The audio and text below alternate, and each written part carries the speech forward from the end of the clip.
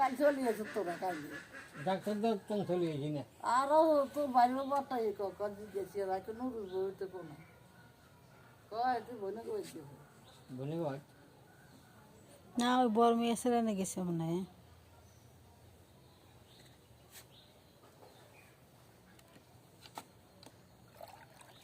আল্লাহ